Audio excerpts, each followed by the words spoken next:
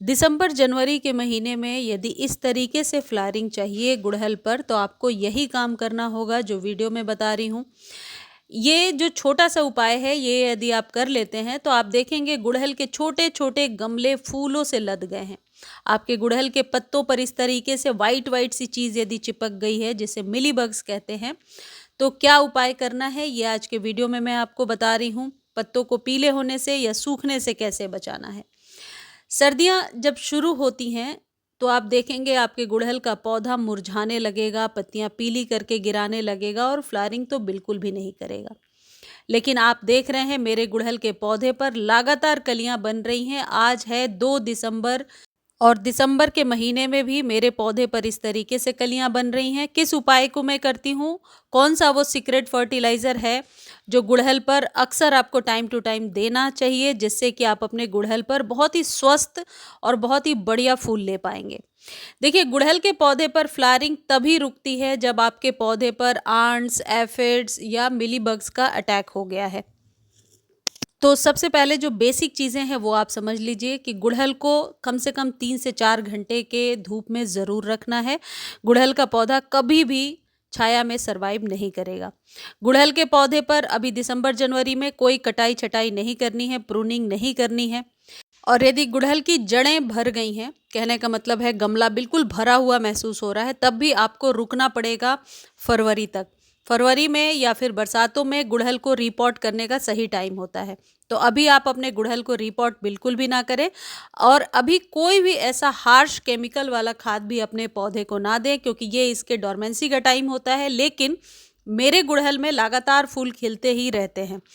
और यदि हाइब्रिड गुड़हल है आपके पास तो ये हाइब्रिड के फ्लावरिंग का ही टाइम है। तो ये जो खाद मैं आपको बता रही हूँ ये आप हाइब्रिड पर भी इस्तेमाल कर सकते हैं और देसी वाले पर भी।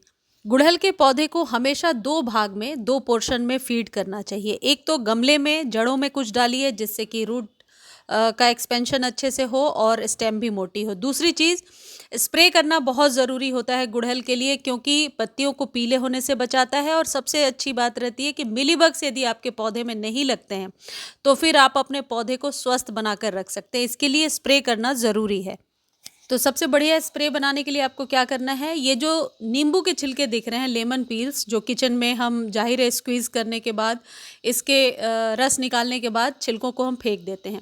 ये आपको फेंकना नहीं है, इकट्ठा कर लेना है। फ्रेश भी ले सकते हैं और यदि पहले से ड्राई करके रखा है तो वो भी सही है। बहुत ज़्यादा ड्राई होने के बाद आप इसे पीस करके मिट्टी में भी मिला सकते हैं। लेकिन फ़िलहाल क्या करना है, इसको 1 लीटर पानी में 5-7 छिलकों को डालना है। छिलकों की क्वालिटी ज़्यादा भी हो सकती है, आप ज़्यादा भी ले सकते हैं। और इसमें डालना है आधा चम्मच कॉफ़ी। ये आधा चम्मच कॉफ़ी कम से कम 4 से 5 गमलों पर आप स्प्रे कर पाएंगे।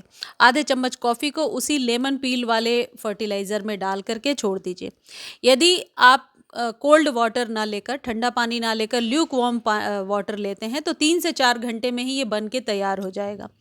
और यदि पानी ठंडा है तो मतलब कि नॉर्मल वाटर है तो इसको कम से कम 8 से 10 घंटे आपको भिगो करके छोड़ना पड़ेगा, जिससे कि ये जो बीच बीच में यदि स्टर करते रहेंगे इस तरीके से तो ये जो लेमन पील्स हैं ये पानी में अपने अर्क को छोड़ना शुरू करेंगे, यानी इनका इनका जो गुण हमें पानी में चाहिए था वो मिल जाएगा। अब आपको ये तो पता होगा कि लेमन पील्स के इस्तेमाल से हम चींटियों को भी भगा सकते हैं, यानी कि इसकी जो सिट्रस सी स्मेल होती है वो किसी प्रकार के रेंगने वाले कीड़ों को भगा सकती है। तो इसका इस्तेमाल आप ज़रूर कीजिए और ये आप अपने सभी पौधों पर कर सकते हैं। इसका फर्टिलाइज़र बनाना भी बहुत ही आसान है और इसको 7 से 8 दिनों पर एक बार आप अपने गमले में इस्तेमाल कर सकते हैं।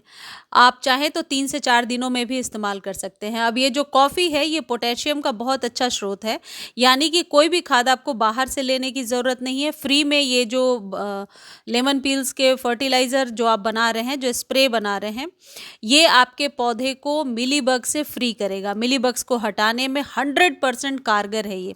वैसे भी चींटियाँ उस जगह पे बिल्कुल भी नहीं आती हैं जहाँ पर सिट्रस सी स्मेल आती है। अब जब ये दोनों मिक्सचर बन के रेडी हो चुका है, आपको करना क्या है, इसको छानना पड़ेगा। बिना छाने हुए स्प्रे बॉटल में बिल्कुल भी ना डालें, नहीं तो फिर स्प्रे बॉटल ख़राब हो सकता है।